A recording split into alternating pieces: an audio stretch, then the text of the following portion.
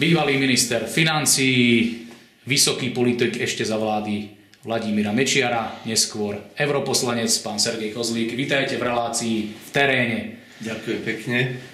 Pán poslanec, je to už dosť rokov, čo vznikla Slovenská republika. Onedlho budeme oslavovať 25 rokov jej vzniku.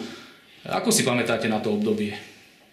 Ja myslím, že ešte stále Slovenská republika je mladá republika v porovnaní so štátmi, ktoré majú stáročné tradície a nebodaj aj stáročné demokracie, tak Slovenská republika je mladý štát, ale cez to všetko už má za sebou mnohé skúsenosti. Vznik Slovenskej republiky bol hektický, pretože národ bol rozdelený na polovicu, polovička verila tej myšlienke a bojovala za ňu a polovička sedela za kričkami a kritizovala a bola pripravená aj podraziť nohy. Vás kto dostal do politiky? Ako ste sa dostali? Mňa zaujala práve tá myšlienka vzniku samostatného štátu. Ja som pracoval na protimonopolnom úrade po revolúcii a začal som pripravať niektoré námety, ktoré kritizovali Klausovú radikálnu reformu, ktorá spôsobila na Slovensku enormný nárast nezamestnanosti, prudký úpadok nielen na Slovensku, ale aj v Čechách. A to bol jeden z odrazových mostíkov pre ekonomické zámery Hnutia za demokratické Slovensko, kam som potom vstúpil. Vy ste boli vlastne po finančnej stránke pravá ruka vtedajšieho premiéra Vladimíra Mečiara. Ako ste s ním vychádzali?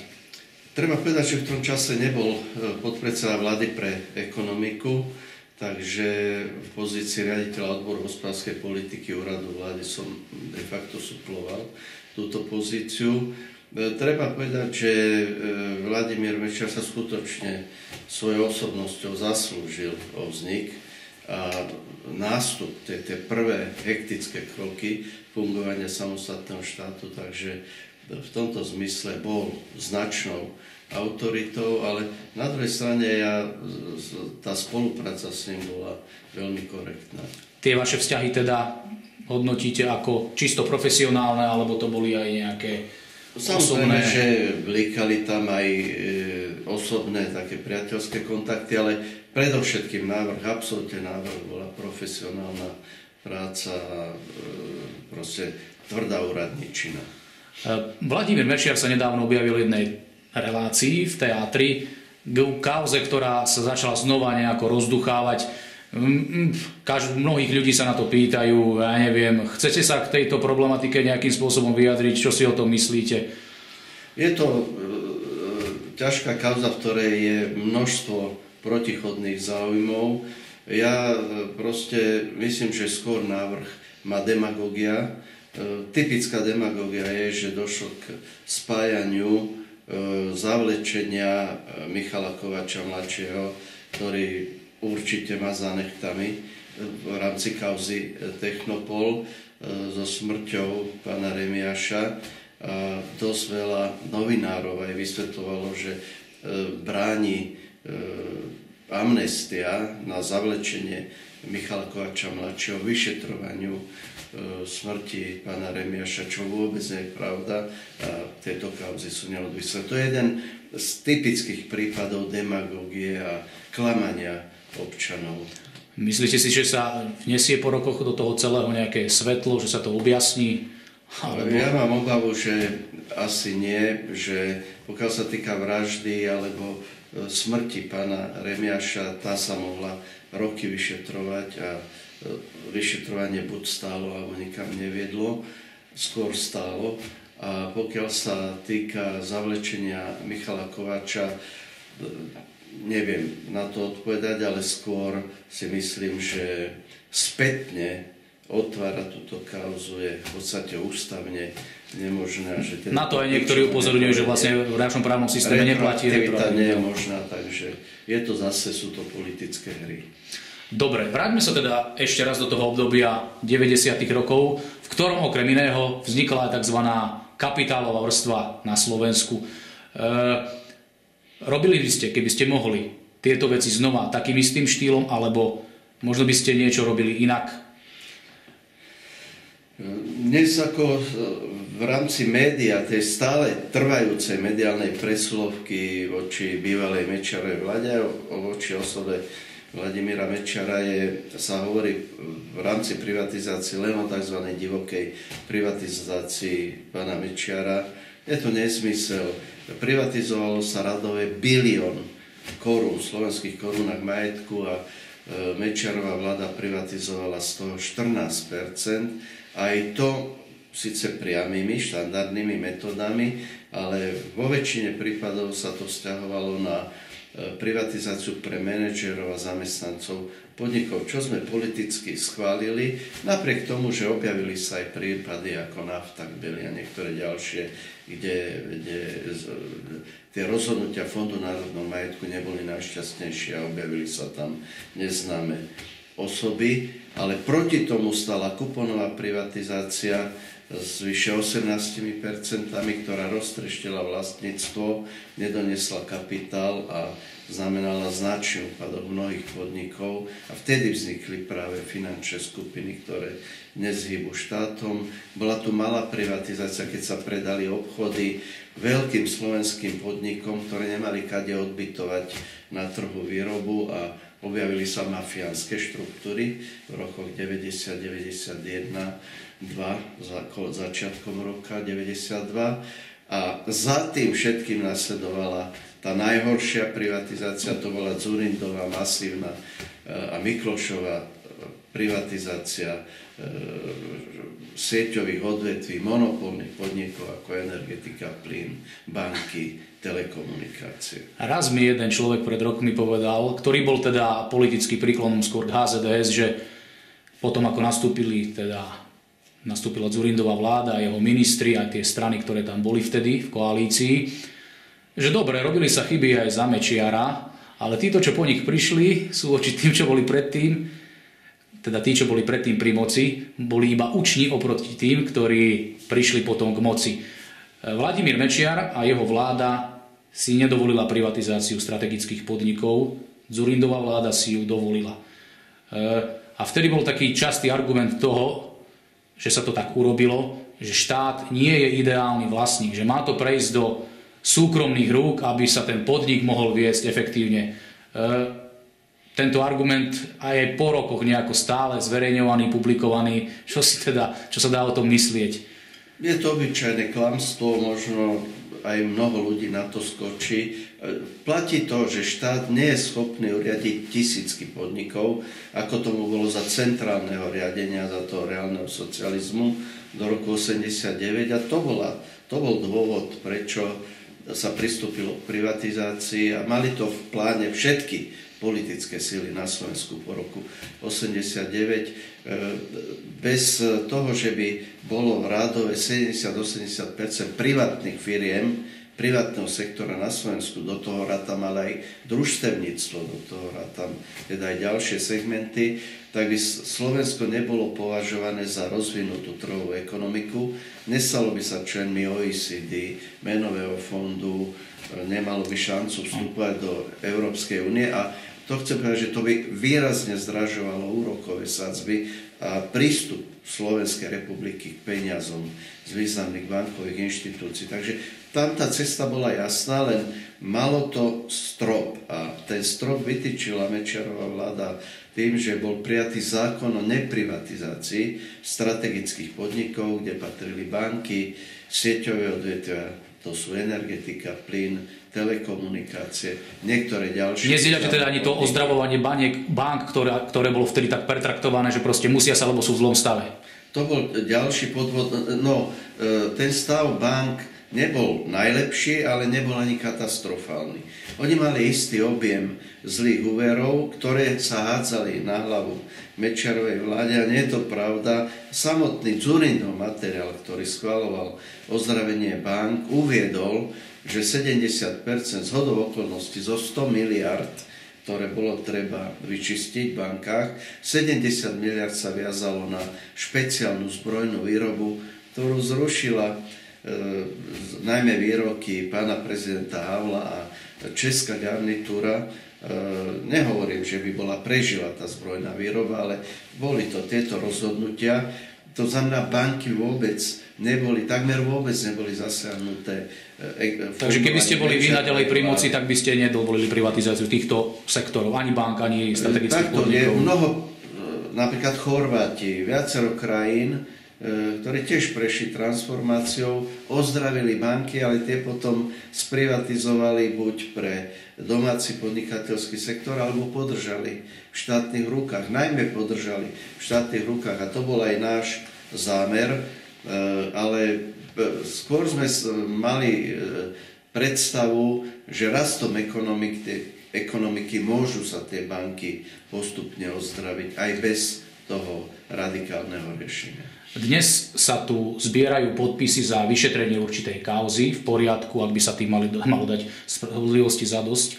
Ale povedzme, ak to máme porovnať k tej privatizácii strategických podnikov, tam mnohé z nich po tom, čo dostali zahraničných majiteľov, začali mnohé činnosti vykonávať tzv. Outsourcovanie. Čiže externé firmy začali robiť to, čo mohli dovtedy zo vnútorných zdrojov, financovať si tie firmy, začali prepúšťať pracovníkov. Mnohí tí pracovníci prišli o prácu. Možno niektorí mali potom následkom toho dlhy, sa zadlžili, mali exekúciu. Mnohí prišli o život, ja neviem, či už spáchali samovraždu alebo niečo podobné.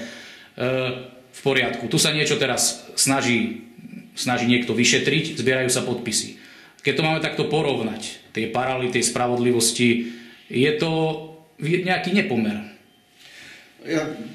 Dosť ťažko ísť do hĺbky teraz to, čo ste povedali. Spravodlivosť má často slepé oči, ale ja by som chcel to povedať, že privatizáciou strategických podnikov, tých sieťových, síce Dzurindová vláda získala značný balík peňazí, ktorý možno si pamätáte, šmahom ruky rozhádzala na odloženie zdravotníctva, železníc, mnohých ďalších sektorov, ktoré neboli zreformované a dnes tvoria ďalšie obrovské dlhy. Vykázala v účtovnice štátu pokles dlhu, ale na konto toho, že predala budúce výnosy.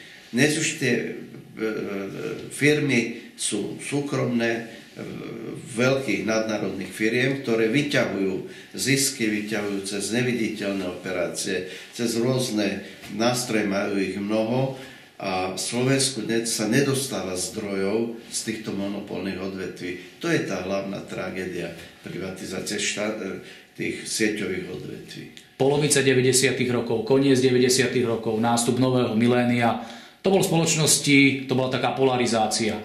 Jedni boli za Mečiara, druhí boli proti Mečiarovi.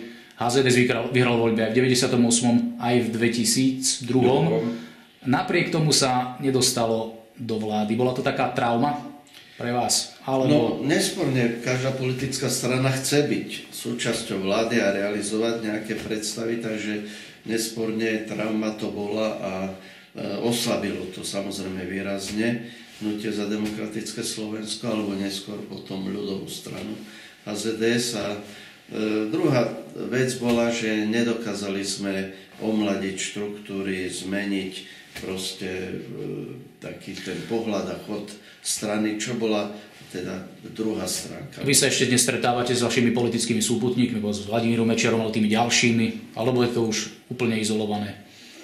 Po odchode pána Mečiara z funkcie v tom 2013 roku sa už viac menej nestretávame, možno na nejakých pohreboch. A vznikla potom nová politická strana, ktorá dnes sa volá Národná koalícia, kde časť ľudí, aktivistov ešte z bývalého AZDS pracuje, ale už značná časť ľudí sú ľudia, ktorí neboli politicky organizovaní. To znamená, už nemáme politické dôvody na stretanie, skôr priateľské dôvody. Takže s viacerými kolegami z vlády sa pravidelne stretáme, ale s pánom Mečiarom nie. Prichádza rok 2004 a Sergej Kozlík prechádza do Európskeho parlamentu, kde vlastne, ako sa hovorí, deriete tie lavice aj v Bruseli, aj v Štrasburgu 10 rokov. Vaša taká skúsenosť po tom dlhom období z tej práce v európskych štruktúrach? Predovšetkým to bola úžasná skúsenosť a človek už prestal pozerať na Brusel a na Európsku úniu s nejakým pozlátkom, alebo proste myslím si, že ovládam tú štruktúru a viem, čo teda je možné od Európskej únie čakať. Aj viem, ako sa dá postaviť Európskej únii a že je to teda na úrovni vlády, nie na úrovni Európskeho parlamentu, lebo tam rozhoduje väčšina. Ale jedine vlády majú blokovacie mechanizmy a môžu v Rade, Európskej rade, čo je taká európska, tá kľúčová vládna moc, zastaviť alebo ovplyvniť niektoré procesy. Mnohí si myslia, že Európska únia, alebo ten Európsky parlament, najmä kde ste pôsobili, je dosť vzdialený od ľudí. Svedčí tomu aj nízka volebná účasť, keď sú voľby. Ja neviem, zlepšilo sa to tými rokmi, alebo stále sa to zostáva na tej istej úrovni? Nezlepšilo, pretože hovorí sa do Bruselu ďaleko, do Vrecka hlboko, takže to stále platí. A fakt je ten, že ten kolos úradnícky, ktorý funguje v Bruseli, sám seba zahlcuje novými a novými úlohami, ktoré sú dosť vzdialené bežným ľuďom a bolo by treba skutočne rázne seknúť, znižiť stavy, znižiť aj určité kompetencie a najmä znížiť rozsah právomoci, s ktorými sa Brusel zaoberá. Počas vášho pôsobenia boli najväčšími témami Európskej únie hospodárska kríza, situácia s Gréckom, Talianskom a tak ďalej. Vyriešilo sa to, alebo tie problémy stále pretrvávajú a nedarí sa ich vôbec nejako uspokojivo? Nie, to sa nedá povedať. Mnohé veci, tá kríza sa podarila prekonať, aj keď ekonomický rast nemá tie tempa, ako mával pred ekonomickou krízou, ale práve ten veľký ekonomický rast aj v Spojených štátoch a v Európskej únii spôsobil tú krízu 2009, keď nebol dostatočne ukotvený, takže radšej pomalšie, ale dlhodobé, čo ale neznamená, že nemusí prísť k novej kríze, pretože krízy sa cyklicky opakujú, je to kapitalistický systém. Každých 10 rokov jeho zdrojom je naháňanie sa za ziskom, naháňanie výroby s cieľom zisku a od druhej svetovej vojny svet prešiel 45 krízami. Dnes tu máme nový fenomén. Okrem tej ekonomickej hospodárskej krízy sa hovorí 2 roky o utečeneckej kríze. Dá sa s tým niečo robiť? Na hranice, a nielen na hranice, priamo do štátov Európskej únie sa dovalili 100 000 milióny utečencov iného kultúrneho prostredia, iného náboženského vierovyznania. Čo s tým, podľa Sergeja Kozlíka? Je paradoxe, že ešte som bol v Európskom parlamente, keď začala utečenecká kríza. Nikto tomu nevenoval pozornosť a ja som osobne a viacerí sme vystupovali v Európskom parlamente a varovali sme, že to, ak sa nebude s tým niečo robiť, že to vybuchlo to. Takže a robí sa s tým podľa vás niečo? Alebo dostatočne? V 2012 roku som už osobne treba zreagoval na tú vznikajúcu situáciu. No, Európa sa zobudzala strašne pomaly a sama si kladie prekážky, ako tento problém riešiť. Pozrite, čo sa deje v Taliansku, ako keby stále spali. Gréci čakajú len na peniaze, ktoré im Európska únia posúva, ale tie opatrenia sú absolútne nedostatočné. Kam to speje? No, speje to k tomu, že vždy nakoniec to riešenie vznikne. Najčastejšie je tak, že vzniká oneskorenie, to znamená tie viac náklady spojené s tým riešením a potom deportáciou značnej časti utečencov budú značné a nie všetkých sa podarí vrátiť do materských krajín. Takže viac náklady. Budú z toho viac náklady, ale ja som presvedčený, že Európa časom zastaví tento prílev.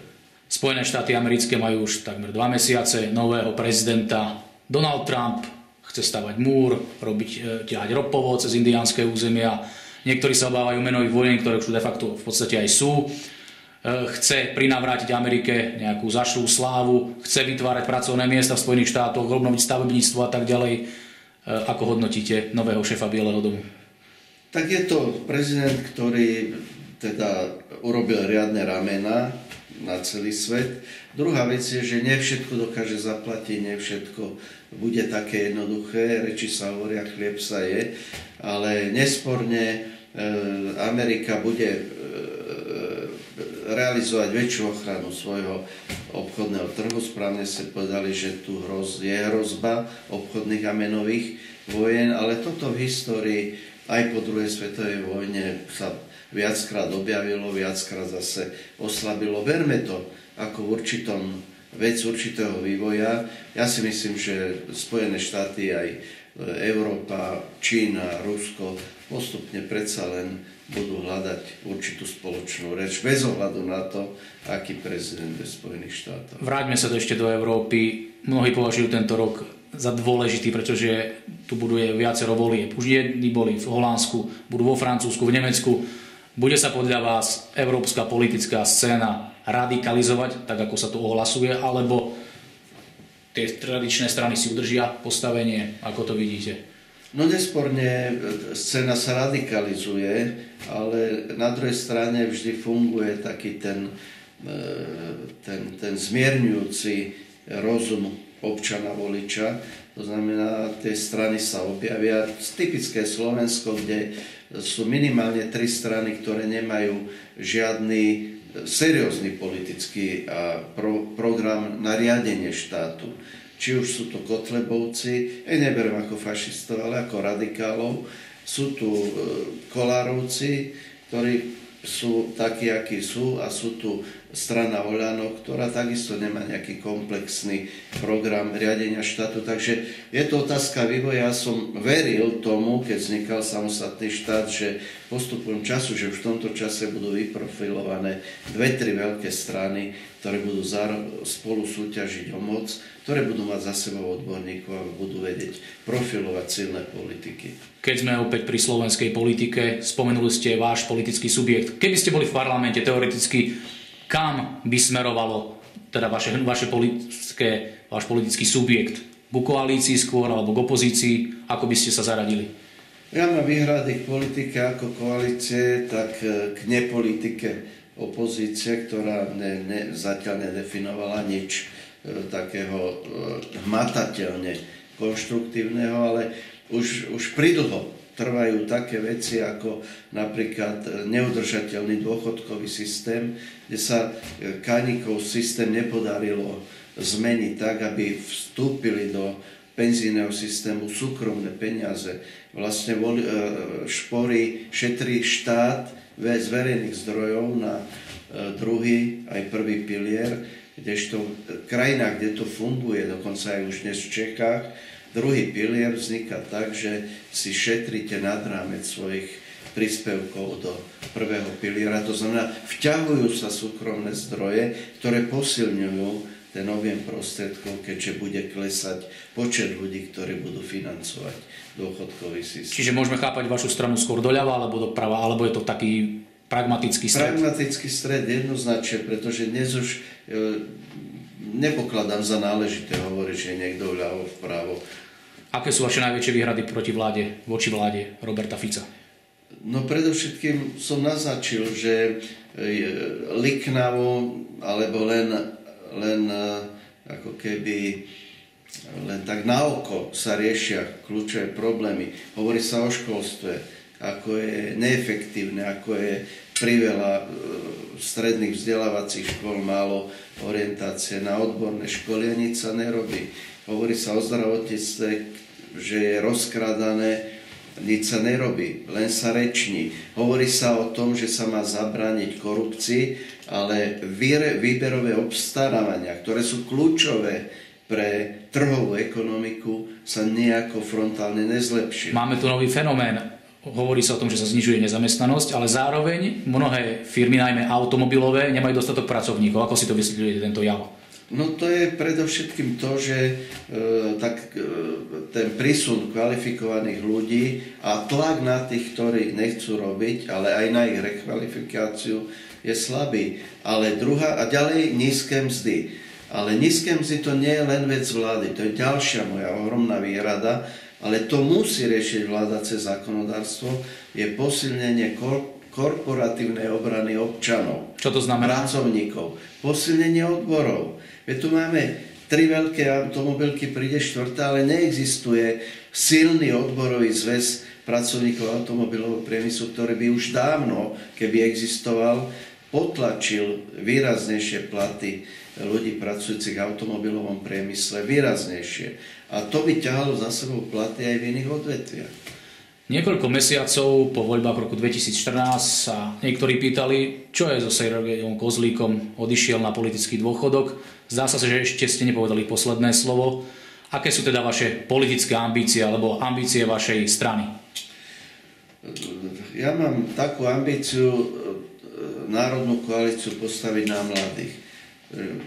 Myslím si, že už tí, ktorí sme prešli tým politickým zenitom, a ja sa tam za to pokladám, za takého človeka, máme povinnosť odovzdať toto mladých, ale korektne a pokúšam sa teda natiahnuť do strany mladých ľudí, mladých lídrov, ale tak, aby boli pripravení, pretože nepripravenosť, neznalosť mladej generácie všeobecných, ekonomických, sociálnych, politických procesov je katastrofálna a potom vidíte to aj na Facebooku, na sociálnych sieťach ako tendencia k revolúciám. No revolúcia nevedie podľa múdrych ľudí k ničomu inému, ako že prídu ku korytám noví záujemcovia. Takže je treba, aby mladí ľudia skutočne oveľa viac sa dokázali zorientovať vo všetkých smeroch života spoločnosti. Sergej Kozlík bol známy aj tým, že má pozitívny vzťah k hudbe. Ešte sa jej venujete? Teraz máte nakoniec možno aj trocha viac času ako vtedy, keď ste boli aktívny politik. Venujem sa, my sme mali teraz také jubileum kapely, 40 rokov kapely, takže sme dávali dohromady repertoár.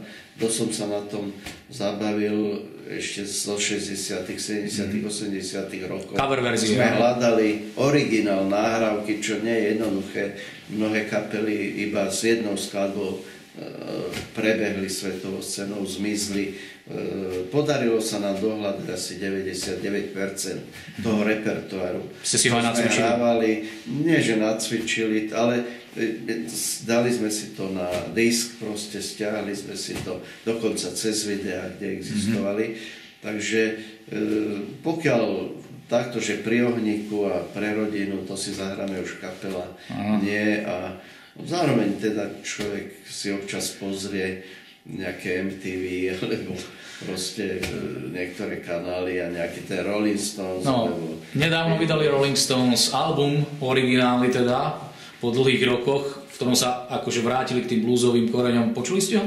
Nepočul som ho. Vy ste ma v tej otázke oslovili, ale nestihol som si to pozrieť, ale to ma teší, keď hovoríte, lebo to im sedelo. Oni sú rockeri, ale oni vlastne viac menej málo kedy opúšťali tú platformu. Aj Beatles boli na začiatku rockeri, potom už komplikovali tvorbu a ja sa radím teda ku generácii, ktorá tomu zemitému roku, ktorý vychádza z rock'n'rollu, má blízko a to je, čo ma teda doteraz oslovuje.